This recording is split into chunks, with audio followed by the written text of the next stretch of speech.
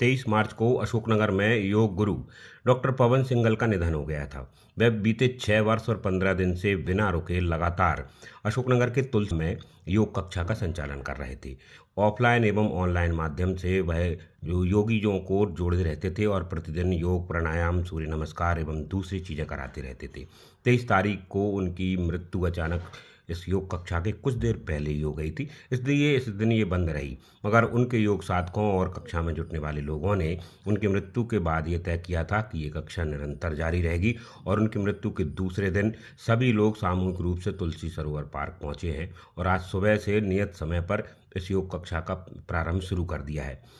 योग शिक्षक डॉक्टर पवन सिंघल की तस्वीर को सामने रखकर आज से यह शुरू किया गया है। यहाँ योग करने वाले लोगों ने बताया है कि शुरुआती तौर पर यह तय किया गया है कि ऑनलाइन माध्यम से योग को चला रही एक और साधिका के द्वारा अभी इस कक्षा को आगे चलाया जाएगा। इसके बाद इस पर बैठ के बात की जाएगी।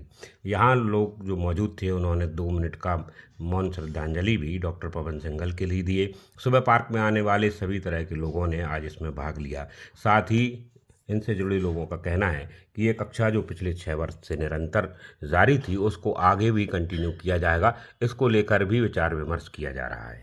संपर्क में जब आया था तो एक जुनूनी व्यक्तित्व के रूप में उनका स्वभाव था। तो लगभग 2016 के आसपास थोड़ा सा जब योग के विषय में हमने आपस में विचार साझा किए तो उन्होंने शुरुआत साड़रा में योग शिविर लगा के करी और धीरे धीरे वह अभियान इतना बड़ा रूप ले गया कि आज एक बहुत बड़ा योगी आत्माओं का परिवार अपने पीछे छोड़ गए और उन्होंने मतलब जो जीवन जिया अपने आदर्शों से कभी समझौता नहीं किया और जो उन्होंने संकल्प लिया उसमें विकल्प की कहीं कोई गुंजाइश उन्होंने नहीं छोड़ी और उन्होंने जो रास्ता बताया वह योग के लिए कुल मिला के जो श्रेष्ठतम ऊंचाई है तो वो है। बाकी उन्होंने अपने छोटे से जीवन से एक संदेश दिया।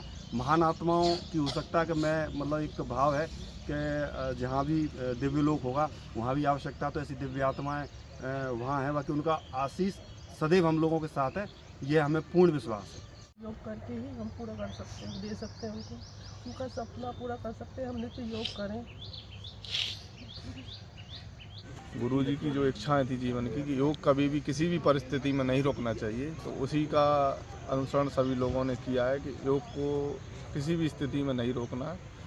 और दूसरी बात, अभी तुरंत की व्यवस्था में हमारी करुणा बहन जी हैं ग्वालियर से, तो वो ऑनलाइन संचालित कर रही हैं, तो उसी से सभी लोग जुड़ रहे हैं और निरंतर योग करेंगे। अभी तुरंत की व्यवस्था यही है, आगे की जो प्रक्रिया हुई आगे जैसे यहाँ ऑफलाइन जैसे सिंगल साहब चलाते थे तो क्या ऐसा भी कुछ संभावना बना सकते हैं कि कोई एक व्यक्ति को निर्धारित कर दिया जाए कि वो ऐसी संभावना है।